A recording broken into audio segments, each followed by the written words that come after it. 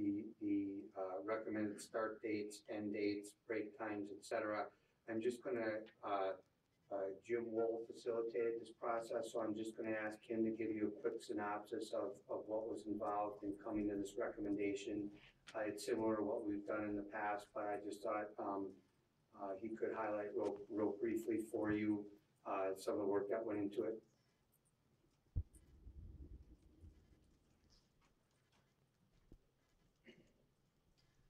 The calendar setting process is a little bit cumbersome at times, but we do involve teachers, representatives from the parent community and the PTA, as well as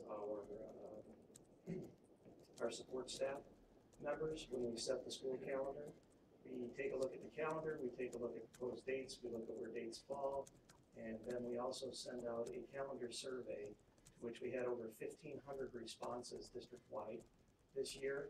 We sent it out in both English and in Spanish, and the response rate was great. We asked questions about everything from start dates and end dates to questions about whether or not they like a split calendar, for which we've entertained the last 3 years here.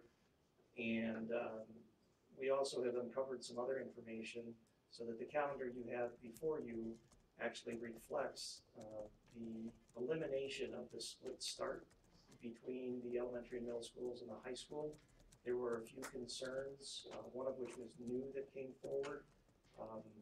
When the state begins to take a look at only one calendar can be submitted by a district. And so the calendar that must be submitted by a unit district would be the calendar that most closely reflects the largest number of students represented population-wise within the district. In this case, that is our elementary. And so because of the preponderance of students at the elementary levels, we need to, for all of our reporting for the counting of special education students and funding that is tied to that, that is the calendar we have to report.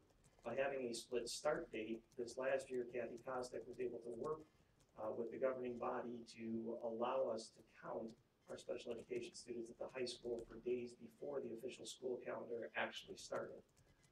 But with the new system that they have, it would kick back those dates and we would not receive any of that funding from the state for the days that the high school is in session because it's outside the bounds of our school calendar.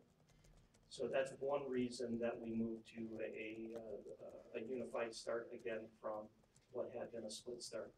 The other is a concern about having high school final exams finished prior to the winter break and to balance the number of student attendance days between the 2 semesters at the high school level. We were able, with this calendar, to have everyone start at the same time and still get 88 and 89 days respectively between each semester at the high school. We can't get any more balanced than that with 177 student attendance days. So the other thing that it does is by unifying the start date, it allows us as a district to better and more appropriately plan for the startup of the year with professional development, onboarding of new teachers.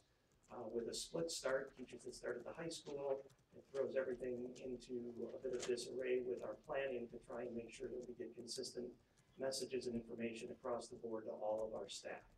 So we were able with this calendar to eliminate the late start, which based on the survey information, people were pretty much ambivalent.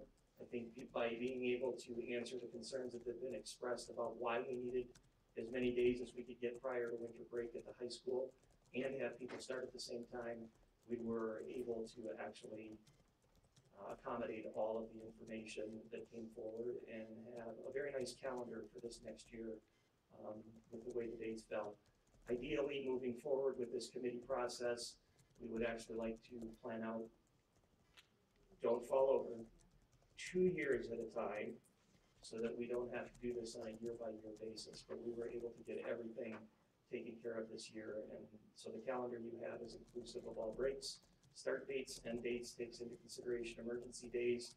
Also parent-teacher conference days are on there, as well as the late arrival days.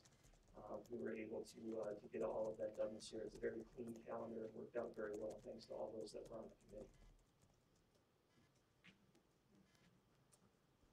So are the late arrival days similar to what they were this year? The late arrival days at the high school will basically take place once a month, or once a week, with the exception of a few dates And then the late arrival days at the middle school and elementary school are basically on a monthly basis. We did avoid, for the middle school, the outdoor education weeks with late arrival times, so we were able, otherwise it takes teachers out for that professional development and planning, so we made some adjustments. But basically once a month at the elementary and the middle school, and just about once a week at the high school.